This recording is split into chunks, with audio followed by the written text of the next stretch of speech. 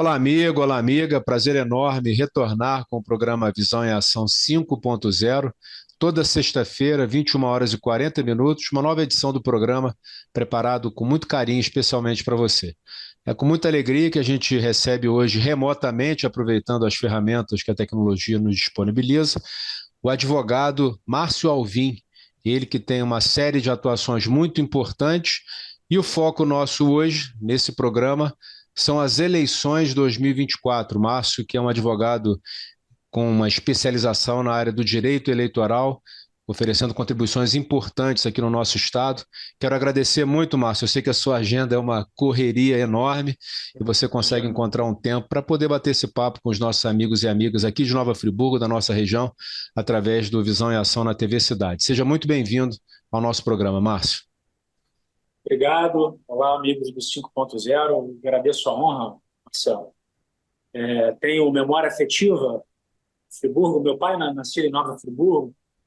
Frequentei muito, quando era criança, o antigo hotel Sanssouci. Então, para mim, é um carinho, uma honra. Conte sempre comigo aí, se precisar. Maravilha, Márcio. Agradecer muito aí a sua disponibilidade. E a gente entra agora numa reta final de um período que, para a sociedade, no total, no geral, isso não é muito conhecido, né? Aqueles que estão mais diretamente envolvidos com o processo político sabem que a gente entra na reta final até o dia 6 de abril. Por que essa reta final, Márcio? O que está acontecendo nesse exato momento? Marcelo, o período eleitoral, o processo eleitoral como um todo, ele é completamente calendarizado, tá? A Justiça Eleitoral trabalha com marcos temporais muito claros.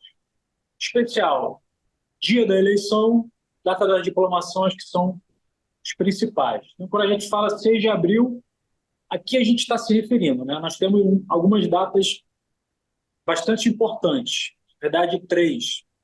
A primeira delas, alguns servidores, né? Aqueles que forem ordenadores de despesa especial, que serão candidatos, são obrigados a se desincompatibilizar. Tem alguns prazos que são 6 meses, alguns são 3, alguns são 4. Para quem tiver dúvida, o site do TSE tem uma tabelinha lá, você acha uma ferramenta de busca sem qualquer dificuldade. Mas vários cargos, vários pretensos candidatos vão ter que se afastar agora, vão ter que se desincompatibilizar até o dia 6 de abril, 6 meses antes da eleição. Também 6 meses antes da eleição, a gente tem aqui o prazo da filiação partidária, né? Não tem candidatura avulsa no Brasil, seja o cargo majoritário, cargo de prefeito, vamos tratar aqui de eleição municipal, prefeito, vice-prefeito, ou prefeita, ou vereador, vereadora. Então, prazo também de filiação partidária.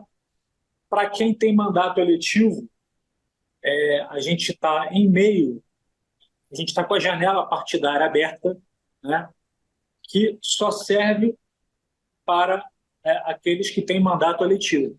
Então, deputados estaduais e federais, por exemplo, não podem migrar de partido. Né? No nosso sistema proporcional, o STF já entendeu que o mandato pertence ao partido.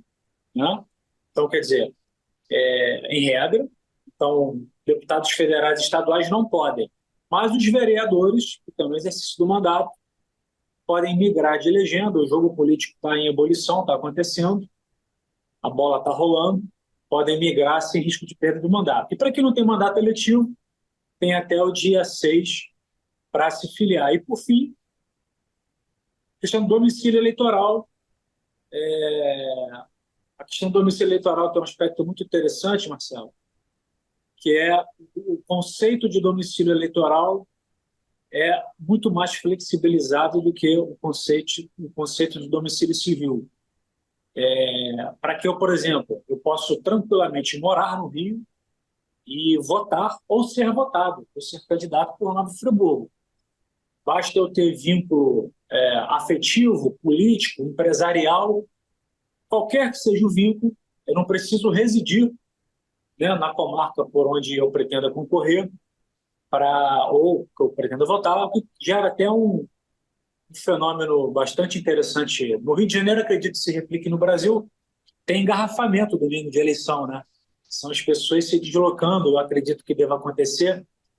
Também em Friburgo, pessoas que já saíram da cidade faz anos e fazem questão de não tirar o título de eleitor para poder aproveitar o final de semana da eleição, o domingo da eleição, para visitar a família, para rever os amigos de infância, de adolescência, enfim. Então tem essa questão também da transferência do domicílio eleitoral, que, como eu disse, tem um conceito mais abrangente, né, mais flexível. E tudo isso está previsto em legislações próprias, né, Márcio? A gente percebe que a cada eleição ocorrem mudanças, ajustes, são publicadas resoluções. Fala um pouquinho sobre esse procedimento e, na sua visão, uma pessoa que já acompanha o processo eleitoral há bastante tempo, o que tem motivado essas mudanças, o que tem contribuído para que esses ajustes aconteçam? Marcelo, a pergunta é muito boa, porque no último dia 26 ocorreu, para a honra da classe dos advogados da advocacia, uma audiência pública. Eu tenho a honra de compor pela OAB, né, pelo Conselho Federal, compor a comissão que trata da reforma política, enfim. E os advogados foram honrados pelo relator do projeto de reforma do Código Eleitoral, senador Marcelo Castro, do Piauí, se não me engano, para debater, fazer uma audiência pública, mas foi muito interessante. Uma audiência pública com os advogados, mas já com o projeto de lei proposto. A lei das eleições, a lei 9.504, ela é de 97. Então, o que leva, e a lei não pode, a lei que alterar o processo eleitoral, ela tem que entrar em vigor um ano antes das eleições. Então, basicamente, desde 97, todos os anos ímpares, os anos em que não ocorre a eleição, o Congresso altera a legislação. Eu acho que isso é uma busca para aperfeiçoar, né? Por exemplo, em 97 não se falava, se imaginava em propaganda na internet, né? E hoje se fala, por exemplo, questão da inteligência artificial. Tivemos, desde então, de 97 para cá, duas alterações muito grandes. A primeira em 2009, que proibiu, por exemplo, os chamados showmícios, proibiu o uso do outdoor, enfim. E a última, em 2015, reduziu, eu sou um crítico da tamanha redução do processo eleitoral, reduziu de 90 para 45, referendou o que havia sido decidido pelo Supremo, a proibição de doações empresariais, da qual também tem posição crítica, mas, enfim, eu acho que é uma tentativa de aperfeiçoamento.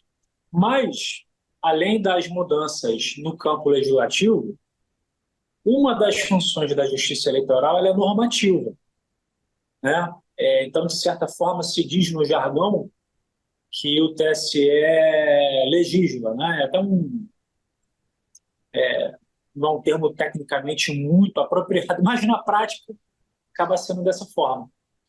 E para nós advogados é um grande desafio, tá? Não só para os advogados, mas para os contadores, para os marqueteiros, para os dirigentes partidários, porque elas vão sendo sempre atualizadas.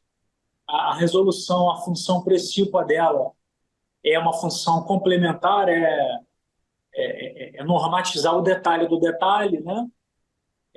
São muito específicas, em especial aquelas que tratam de financiamento de campanha. Então, exigem muito da gente, não raro, mesmo tendo especialização nessa matéria, tem um dispositivo ali na resolução, no parágrafo 5º do inciso 8º, que está ali na resolução e a gente acaba sendo até pego de surpresa, enfim. Não é nada feito a forceps, né? Essas resoluções são precedidas de audiências públicas. A última, muito interessante, Marcelo, por exemplo, a última resolução do TSE que normatiza a propaganda eleitoral, achei muito justo, proibiu o uso de paródias e foi muito debatido, saiu na grande imprensa. Você sabe quem é a mãe dessa ideia? Quem levantou esse debate foi a Marisa Monte, fazia-se ali uma audiência pública com advogados, com dirigentes partidários, com os CEOs das plataformas digitais, e estava ali a Marisa Monte escrita, ninguém percebeu, ela entrou no link e, de forma muito justa, olha, como uma brilhante, além de cantora, compositora que é, e expôs ali, deu voz à sua classe, dizendo o seguinte, olha, vocês não podem permitir de forma indiscriminada o uso de paródia, porque isso, essas pessoas, isso tem um uso comercial, né? Quem produz o jingle está ganhando dinheiro com isso, e às vezes vai ser usado numa campanha que está num campo ideológico completamente distinto daquele do autor da obra. Então isso ilustra um pouco, né? Que essas resoluções do TSE, elas são democráticas, façam justiça. Elas são precedidas de debate público, em especial da eleição de 24, todas elas foram decididas no colegiado, mas todas elas relatadas pela ministra Carmen Lúcia, que fez um trabalho bastante aprofundado, temos que reconhecer. Muito bom, Márcio, te agradecer por essa explicação que traz um entendimento maior sobre o porquê dessas mudanças, né, e todos os impactos que elas trazem. Eu também sou muito crítico, em especial a essa redução do tempo de campanha. A gente vive numa sociedade multifacetada, com muitas fontes, não só de informação, mas também de desinformação, e um tempo de campanha muito curto, ele acaba não permitindo que os esclarecimentos sejam feitos à altura da responsabilidade do momento. Então, desde que houve essa alteração, eu acompanhei os pleitos eleitorais seguintes e houve uma mudança bastante significativa na própria dinâmica do processo eleitoral. Estamos recebendo hoje aqui remotamente o advogado Márcio Alvim, especializado em direito eleitoral, para um debate, um diálogo sobre as transformações que vêm ocorrendo nesse campo tão importante do direito e os reflexos também nas eleições municipais que se avizinham. E daqui a pouquinho a gente retorna com o segundo bloco para a continuidade desse bate-papo tão especial. Já retornamos com o segundo bloco do programa Visão em Ação. Você sabia que na Andaimes Imperial faz locação de ferramentas para construção civil? Aqui trabalhamos com aluguel de betoneira, martelete, gerador de energia, compactador de solo, placa vibratória, misturador elétrico, furadeira, serra mármore e muito mais. Envie uma mensagem agora no nosso WhatsApp 22 99707 3955. Agora em 2 endereços, Rua Dom Pedro II, número 145, Parque Imperial, e Avenida Governador Roberto Silveira, 1400, Jardim Ouro Preto. No Posto Estrela, entre a Colorado Madeiras e aqui em Gelim.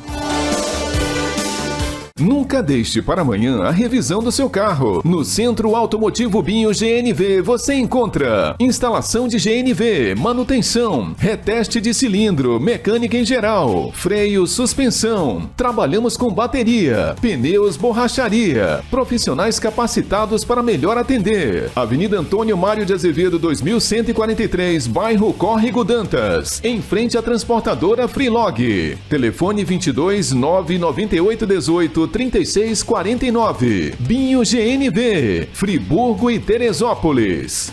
Chaveiro Sky, oferecendo o melhor serviço, com o melhor atendimento e profissionais qualificados, especializado em chaves codificadas em carros nacionais e importados, além de chaves residenciais, fechaduras, cadeados e muito mais. Atendemos também a domicílio. Funcionamos de segunda a sexta-feira, das 8 às 18 horas e aos sábados, das 8 ao meio-dia. Chaveiro Sky, Praça Lafayette Bravo, número 9, Conselheiro Paulino. Telefone 2527-2565, 99219-6630 ou 99219-6587.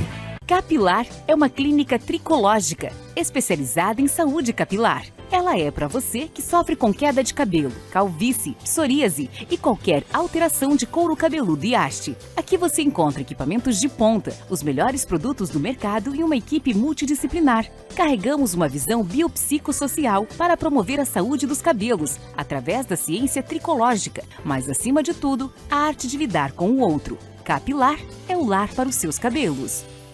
De Moraes Consultoria. Somos especializados em e-social. Trabalhamos com o sistema SOC, o melhor sistema de interface com o e-social. Atuamos na elaboração de laudos e programas da área de segurança do trabalho e saúde ocupacional. LTCAT, Laudo Técnico das Condições Ambientais de Trabalho. PGR, Programa de Gerenciamento de Riscos. PCMSO, Programa de Controle Médico e Saúde Ocupacional e outros. PPP, Perfil para Aposentadoria. Seguimos todas as normas de segurança do trabalho e normas regulamentadoras do Ministério do Trabalho e Emprego. Utilizamos equipamentos de última geração, todos calibrados anualmente conforme norma. Atendimento personalizado, rápido e garantido. Aguardamos seu contato. Rua Benjamin Constante, número 1205, 101, na Rua do Colégio Dinâmico, em cima do Equilíbrio Estúdio. Contato @demoraesconsultoria.com.br. 22 999 65 35 24.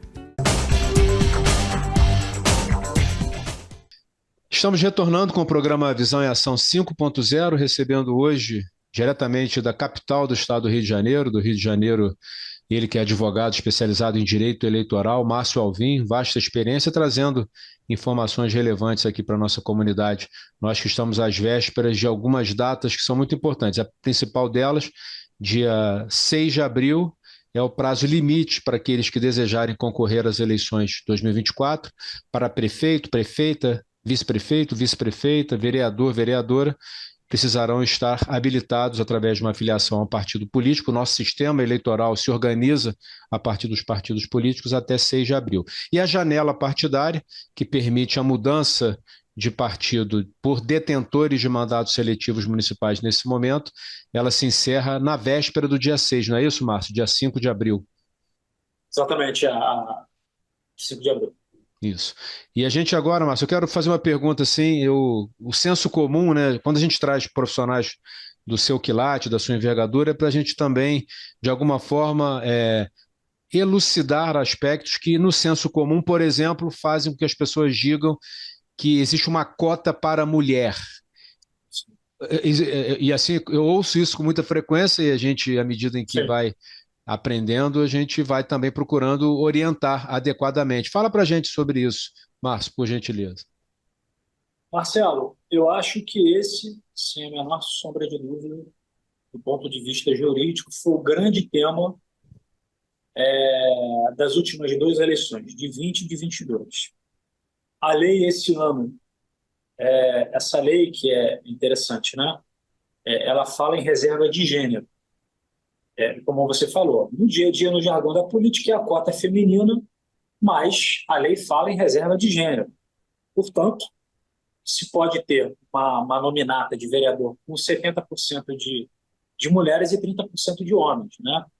Só que tamanha é a subrepresentatividade das mulheres que a gente tem um fenômeno, né? Em determinado momento tinha um Partido da Mulher Brasileira e nem o Partido da Mulher Brasileira tinha entre os seus componentes a maioria de mulheres. Isso é uma política afirmativa. Nós perdemos de goleada, Verli, em termos de representatividade no Congresso, para países da América do Sul.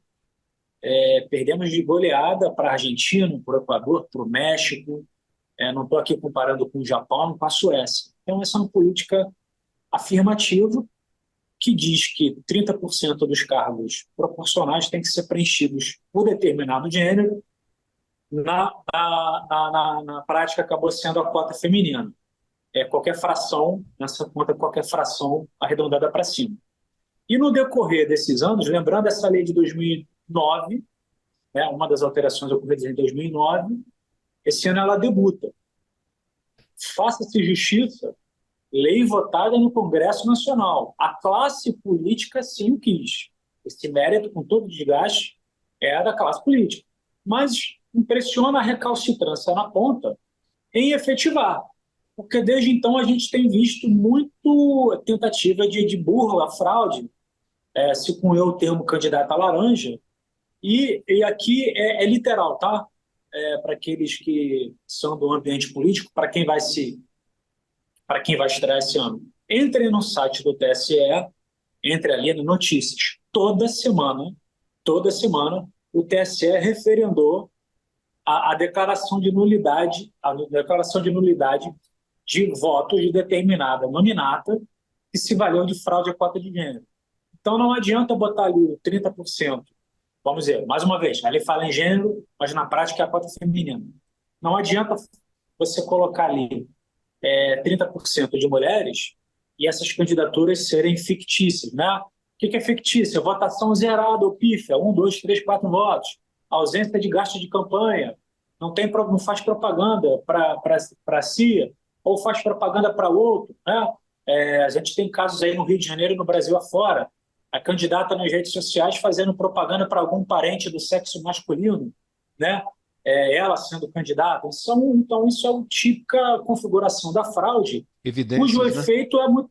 Hã? Evidências, né? Evidências, exatamente.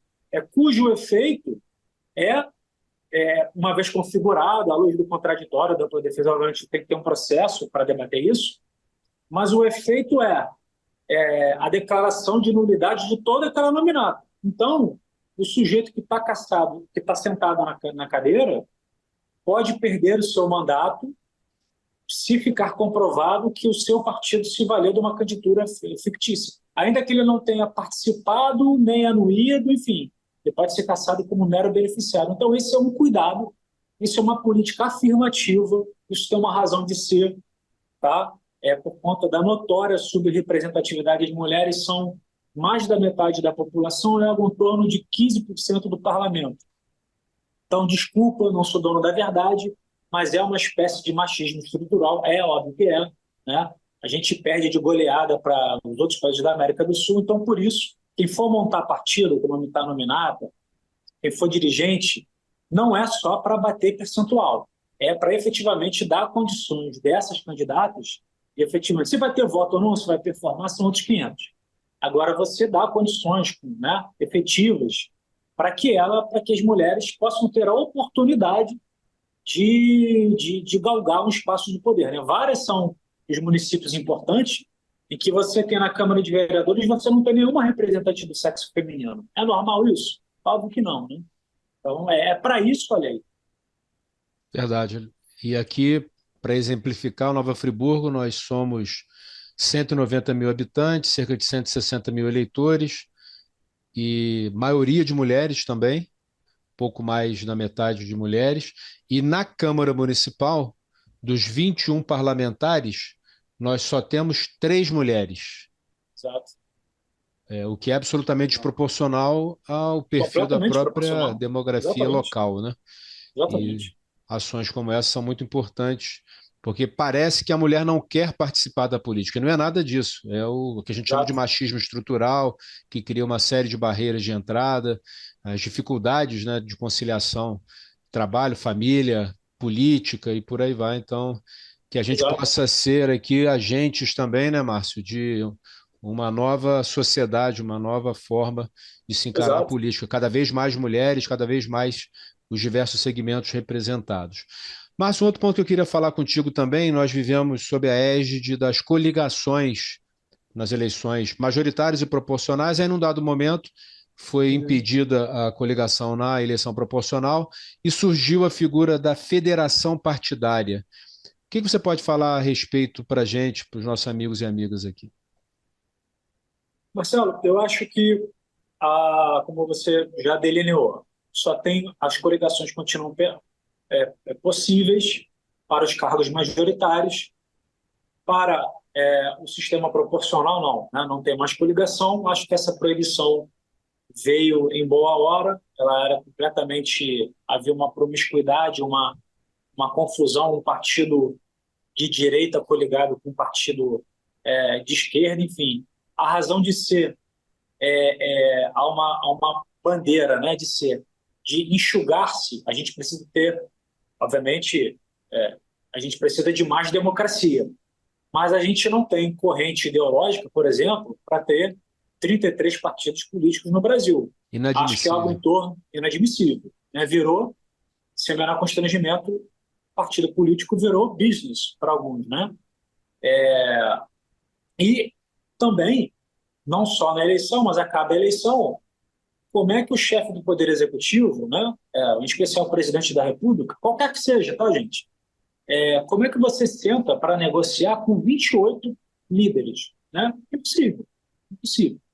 Né? Acho que o ideal ali que seria na metade, ali, 9, 10 partidos, enfim, com as suas correntes, com as suas divergências internas, mas com efetiva representatividade, né? Então, houve o fim das coligações para os cargos proporcionais. Já falando desse ano que a eleição municipal não tem coligação para vereador. Mas a lei criou a figura da federação. A federação, ela não é só para eleição, tá? Ela tem 4 anos de vigência. Hoje nós temos 3 federações no Brasil. A Federação Brasil da Esperança, PT, PV, PCdoB, eu acho, a Federação Rede PSOL e a Federação PSDB Cidadania. Há uma enorme curiosidade de todos os atores políticos, dos advogados, dos magistrados, porque essa é a primeira eleição municipal desde o advento das federações partidárias. Essa vai ser a primeira eleição municipal. Isso traz uma inquietação, porque cada município tem a sua particularidade, sua realidade política. Então, você pode ter 2 partidos alinhados no plano nacional, até no estadual, que devem ser, né, porque não raro, são ferrenhos opositores locais. Então, assim, para quem vai participar do processo eleitoral, vamos usar aqui o exemplo da Federação PSDB Cidadania. É como se fosse um partido só, tá? Não vai ter nominata de um e de outro. Eles vão ser como se eles tivessem a natureza de partido político uno, né? Então eu tenho curiosidade para como é que isso vai funcionar nessas eleições municipais, né? Com uma coisa feita de cima para baixo, ou seja, não pode, por exemplo, em Nova Friburgo, o PV falar que não federa com o PT. Não há essa possibilidade. A federação tem âmbito nacional. Então está todo mundo curioso para saber se isso vai funcionar nesse ano. Mas o fato é que a regra está posta. E o quantitativo de candidatos que pode ser lançado, pode ser lançado, é o total de vereadores mais um. E aí, nesse caso, a soma, por exemplo, PT, PV e PCdoB, os 3 juntos podem ter no máximo, no caso aqui no padrão de Nova Friburgo, que são 21 vereadores, 22 candidatos. A soma dos 3 faz 22, é o máximo, é o teto. É isso, Exatamente, né? Exatamente isso, mas com um detalhe importante que se conecta na nossa primeira fala aqui nesse segundo bloco a cota feminina ela tem que ser respeitada no todo, mas em cada partido que compõe. Então, por exemplo, dentro dessa nominata, tá, gente?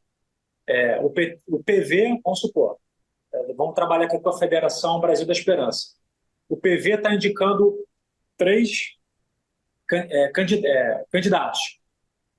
Tem que respeitar a cota, tá? Ele tem que respeitar a cota feminina no todo, mas cada partido integrante daqueles que o indica também tem que respeitar individualmente a proporção de gênero. Tá? Esse é um detalhe muito importante. Muito importante. Com pouca gente discutindo. E, na verdade, essa proporção é relacionada a cada partido individualmente, dentro do total de até 22, não é isso? Exatamente. Muito bom, Márcio. Estamos recebendo aqui, eu ia falar nos estúdios, mas como é remotamente, né? Embora os nossos escritórios tenham virado temporariamente estúdios, né, Márcio? Estamos recebendo remotamente Márcio Alvim, advogado com vasta experiência, profissional extremamente conceituado aqui no nosso estado, ele que atua entre outros ramos, como advogado especializado em direito eleitoral, que é o tema central do nosso diálogo no programa Visão em Ação 5.0 dessa semana. Já retornamos com o terceiro e último bloco para esse fechamento com Márcio Alvim, assim que retornarmos dos nossos comerciais. Já retornamos. Você sabia que na Andaimes Imperial faz locação de ferramentas para construção civil? Aqui trabalhamos com aluguel de betoneira, martelete, gerador de energia, compactador de solo, placa vibratória, misturador elétrico, furadeira, serra mármore e muito mais. Envie uma mensagem agora no nosso WhatsApp 22 99707 3955. Agora em 2 endereços: Rua Dom Pedro II, número 145, Parque Imperial, e Avenida Governador Roberto Silveira, 1400, Jardim Ouro Preto. No Posto Estrela, entre a Colorado Madeiras e a Quingelim. Nunca deixe para amanhã a revisão do seu carro. No Centro Automotivo Binho GNV você encontra instalação de GNV, manutenção, reteste de cilindro, mecânica em geral, freio, suspensão. Trabalhamos com bateria, pneus, borracharia. Profissionais capacitados para melhor atender. Avenida Antônio Mário de Azevedo 2143, bairro Córrego Dantas, em frente à transportadora Freelog. Telefone 22 998 18 3649. Binho GNV, Friburgo e Teresópolis. Chaveiro Sky, oferecendo o melhor serviço com o melhor atendimento e profissionais qualificados, especializado em chaves codificadas em carros nacionais e importados, além de chaves residenciais, fechaduras, cadeados e muito mais. Atendemos também a domicílio. Funcionamos de segunda a sexta-feira, das 8 às 18 horas e aos sábados, das 8 ao meio-dia. Chaveiro Sky, Praça Lafayette Bravo, número 9, Conselheiro Paulino. Telefone 2527-2565, 99219-6630 ou 99219-6587. Capilar é uma clínica tricológica, especializada em saúde capilar. Ela é para você que sofre com queda de cabelo, calvície, psoríase e qualquer alteração de couro cabeludo e haste. Aqui você encontra equipamentos de ponta, os melhores produtos do mercado e uma equipe multidisciplinar. Carregamos uma visão biopsicossocial para promover a saúde dos cabelos, através da ciência tricológica, mas acima de tudo, a arte de lidar com o outro. Capilar é o lar para os seus cabelos. De Moraes Consultoria. Somos especializados em e-social. Trabalhamos com o sistema SOC, o melhor sistema de interface com o e-social. Atuamos na elaboração de laudos e programas da área de segurança do trabalho e saúde ocupacional. LTCAT, Laudo Técnico das Condições Ambientais de Trabalho. PGR, Programa de Gerenciamento de Riscos. PCMSO, Programa de Controle Médico e Saúde Ocupacional e outros. PPP, Perfil para Aposentadoria. Seguimos todas as normas de segurança do trabalho e normas regulamentadoras do Ministério do Trabalho e Emprego. Utilizamos equipamentos de última geração, todos calibrados anualmente conforme norma. Atendimento personalizado, rápido e garantido. Aguardamos seu contato. Rua Benjamin Constante, número 1205-101, na Rua do Colégio Dinâmico, em cima do Equilíbrio Estúdio. Contato @demoraesconsultoria.com.br 22 999 65 35 24. Estamos retornando com o programa Visão em Ação 5.0, recebendo hoje remotamente o advogado Márcio Alvim, ele que é especializado em direito eleitoral, profissional da mais alta relevância no cenário dos advogados eleitoralistas, como se fala popularmente aqui no nosso estado, alguém que tem uma vasta folha de serviços prestados. Márcio, então a gente falou no primeiro bloco sobre os prazos, sobre as resoluções, falamos no segundo sobre alguns sensos comuns, né, que a gente precisa de alguma forma descortinar para que as pessoas tenham mais acesso à informação. E vamos agora, então, finalizar falando sobre esse processo eleitoral municipal que alcançará mais de 5.500 municípios brasileiros, nos mais de 20, são 26 estados da federação, e no nosso estado são 92 municípios. Só que nem todos os municípios terão eleição por conta de eleições fora de época. Fala um pouquinho sobre o que tem acontecido, você que tem acompanhado isso muito de perto. Búzios, por exemplo, não vai fazer a sua eleição no período convencional. Ou eu estou enganado, a data vai ser a mesma. O que você pode falar a respeito para a gente? O Búzios eu estou até à vontade para falar, estou nessa causa, né? A questão de Búzios causa incredulidade para quem não é da Justiça Eleitoral. Está ocorrendo uma eleição suplementar em Búzios, marcada para o dia 28 de abril, por conta de que aquele prefeito eleito no pleito de 2020 foi condenado numa ação de abuso do poder econômico, ainda essa causa ainda não transitou em julgado, obviamente está sendo objeto de recurso no TSE, mas a Justiça Eleitoral ela tem essa particularidade, né? Ela efetiva as suas decisões, quanto que é da celeridade, né? Ela efetiva as suas decisões antes mesmo do trânsito em julgado. Então, a gente tem, causando essa incredulidade para quem não é do processo eleitoral, temos aí, por conta, né, da cassação ainda não transitada em julgado, o prefeito eleito em 2020 ainda está tentando voltar para o cargo, mas por conta da cassação daquele que foi eleito para o Poder Executivo em 2020, estão ocorrendo eleições suplementares marcadas para o dia 28 de abril, mas que não invalida a eleição ordinária de outubro. Então, pode ser que aconteça isso, né? Pode ser que Búzios tenha eleição em abril e em outubro. É inusitado, mas não é nada inédito. Isso já ocorreu em outros municípios, nada que assuste para quem está no dia a dia do direito eleitoral. De alguma forma, gera, no mínimo, uma instabilidade, né? Eu imagino que você que esteja acompanhando de perto, você ter uma eleição prevista para abril, em uma situação que o trânsito não houve ainda em julgado, e a probabilidade, né, a realidade, na verdade, não probabilidade, a realidade de uma eleição em outubro, uma distância de 7 meses, no mínimo isso deve estar gerando uma instabilidade no município gigantesca, né, Márcio? Não, Marcelo. E com a possibilidade, eu falo aqui, tem um lugar de fala, tá? Que é o lugar um dos advogados do prefeito condenado. Pode ter uma reviravolta, né? Estamos tentando uma reviravolta, estamos tentando que ele volte para o cargo. Mas eu fico imaginando, a gente vive numa sociedade monetizada, né? As coisas custam. Alugar um carro de som custa. Fazer impulsionamento de conteúdo custa. Contratar um contador custa. O sujeito ter que alugar um comitê eleitoral, porque, né, tudo é monetizado, tudo custa dinheiro. A gente vive numa cidade, num estado, o estado do Rio de Janeiro é caro. Então eu fico imaginando a insegurança daqueles que estão participando do pleito suplementar.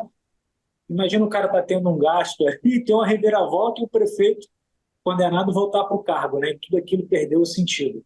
Então eu sinceramente torço, para que nas próximas semanas e dias isso esteja resolvido para o bem ou para o mal, para saber se a gente vai ter eleição no dia 28 de abril mesmo ou não. Perfeito, Márcio. Você tinha falado sobre uma resolução de 1997, e aí, naquele momento, eu até faria essa intervenção, mas você seguiu no raciocínio, achei melhor esperar um pouquinho. E eu me recordei, eu que de alguma forma acompanho aqui o processo político local há muito tempo, eu me recordei da última vez em que nós tivemos a votação em cédula impressa, Sim. que foi, se eu não me engano, 1996. E dali por diante nós passamos a ter a urna eletrônica e nos últimos anos tivemos aí debates diversos a respeito. Eu particularmente, já quero até de antemão colocar aqui, eu acho que foi um ganho gigantesco para o país o advento das urnas eletrônicas, do sistema eletrônico. Isso evitou, você não consegue eliminar por completo, né? Porque muitas vezes a busca pela fraude, infelizmente, é parte da natureza humana, mas você criou uma blindagem técnica que, se houve um problema ou outro, foi muito isolado, muito circunscrito, enfim. Você, como um profissional da área, né, advogado eleitoralista de renome aqui no nosso estado, como você avalia a rigidez, né, a garantia do nosso sistema de votação? Como é que você... até no contexto de preocupação com a nossa própria democracia, né, que eu acho que é um valor que a gente precisa sempre preservar. Berni, eu não tenho a menor dúvida da confiabilidade das urnas, do sistema eletrônico. Confesso que a última discussão me deu um exercício de humildade. Eu acho que, assim, para os atores políticos que nos assistem, a gente tem que sair da bolha, né? Porque eu confesso que, como estou completamente inserido nessa discussão, eu não vejo o menor sentido, né? Nunca houve uma falha, né? Um monte de bobajada foi publicada em rede social, mas nunca houve, assim, nunca foi descortinada uma falha, uma fraude. Eu falei no outro bloco que as resoluções são precedidas de audiências públicas, e a questão da inseminação da urna, da questão do código, também é. Os atores políticos são conclamados, os partidos políticos são intimados a participar, enfim, o processo é aberto, isso não tem uma sala escura no subsolo lá do TSE em Brasília, isso é feito às claras. Então, acho assim, essa discussão que se instalou no Brasil, como eu falei, acho que a gente tem que ter humildade, a gente que está inserido no processo político, eleitoral, humildade para entender por que tamanha desconfiança. E, gente, desde então, a Justiça Eleitoral tem isso de interessante, né? Ela o seu corpo de magistrados, ela é rotativo, né? Então, por exemplo, a próxima eleição não vai ser presidida pelo ministro Alexandre de Moraes, vai ser presidida pelo ministro Cássio Nunes, como já foi presidida pelo ministro Barroso, como já foi presidida pelo ministro Gilmar. E, gente, para quem acompanha esse acordo notório, os ministros têm as suas correntes de pensamento e, não raro, fazem verdadeiros barracos públicos. Nenhum ministro do TSE, nunca esses anos todos, veio a público: olha, eu detectei uma fraude. Sabe? Então, não é possível. E da mesma forma, o Partido Novo, que é ultraliberal, nunca arguiu no momento próprio, tá? Nunca foi lá na audiência pública dizer que ali que tinha uma falha. Como o PCdoB também não. Enfim, então, eu repito, eu acho que a gente tem que ter a preocupação de não ser arrogante, né? De não ficar aqui nesse pedestal. A gente que está inserido no processo político eleitoral, a gente tem que entender a razão dessa desconfiança, mas fato é o seguinte: nunca houve nenhuma prova. E para aqueles que questionam, por que esse urna eletrônica é bom? Por que não tem nos Estados Unidos? Por que não tem na Alemanha? Qual a razão de ser da urna eletrônica? Porque o voto era fraudado no Brasil, né? Os meus pais, Verlê, ambos são funcionários do antigo Banco do Estado do Rio de Janeiro, Banerj. E todos os funcionários do Banerj eram convocados para funcionar para fazer a contagem de votos. E os meus pais têm histórias do Arco da Velha, daquela história de cédula rasurada, mas que o presidente da mesa mandava validar, enfim. Você tinha ali essas expressões, né? Curral eleitoral, voto de cabresto. A gente tinha um cenário de absoluta corrupção, né? Você tinha um sistema viciado, né? Imagina hoje, gente, voto cédula de papel numa comunidade do Rio de Janeiro conflagrada pelo tráfico, né? Aí, a discussão da semana, né? A discussão contemporânea, né? Você já tem ali a imposição, a violência se impondo através das milícias, do tráfico, mas falta o seguinte: mesmo que coagido, o eleitor pode ir lá, o voto é secreto, ele pode ali na urna depositar o voto da maneira como a sua consciência manda. Mas você imagina isso em cédula de papel, o que seria, né? Se hoje já está ruim, mas depois estaria muito pior se não fosse a urna eletrônica. Então, assim, eu confio plenamente, e confio porque nunca foi comprovada nenhuma fraude, mas acho que a gente tem que sempre fazer essa reflexão, chamar. Então, Verli, eu não tenho dúvida, como você muito bem colocou, a fraude da natureza humana, mas não havendo prova robusta, até que se prove o contrário, é plena a confiabilidade do nosso sistema. Quanto a isso, acho que não tem nenhuma desconfiança. Eu penso como você e fico até surpreso com tudo isso que foi levantado nesses últimos tempos, né? Enfim, quero te agradecer muito, Márcio, pela sua disponibilidade, esse tempo que você passou aqui com a gente. Tenho certeza que, em especial, as pessoas mais ligadas, né, à política, né, às eleições, vão querer assistir com muita atenção, porque um detalhe ou outro, aprender com um profissional da sua envergadura, da sua competência, vai fazer toda a diferença aqui na construção dos caminhos político-eleitorais. Te agradecer muito, desejar muito sucesso e deixar aqui o nosso programa sempre à sua disposição quando você quiser participar e trazer algum assunto relevante. E saiba que muitos aqui acompanham o seu trabalho, sua participação nas mais diversas instâncias, na OAB, na Escola Superior de Advocacia, enfim. Então a gente fica muito feliz e deixar aí os 30 segundos finais para as suas considerações e suas despedidas. Amigos, obrigado mais uma vez pela honra. A gente precisa debater o processo político eleitoral, não adianta ficar reclamando a hora de debater as melhorias da cidade, do seu município, do seu bairro, da sua rua, é agora. Então, não só os atores políticos, mas dado o momento da sociedade civil debater a melhoria, né, da classe política, enfim. Espero que transcorra o mais perto da normalidade possível, né? Obviamente, as divergências são naturais, mas que a gente se livre do último ódio que tomou conta do último processo eleitoral brasileiro. Sem dúvida, Márcio. Te agradecer muito e agradecer a você, meu amigo, minha amiga, que permaneceram conosco até esse momento. Lembrando que toda sexta-feira, 21h40, uma nova edição do programa Visão em Ação, preparada com muito carinho para você. Um grande abraço, até a próxima.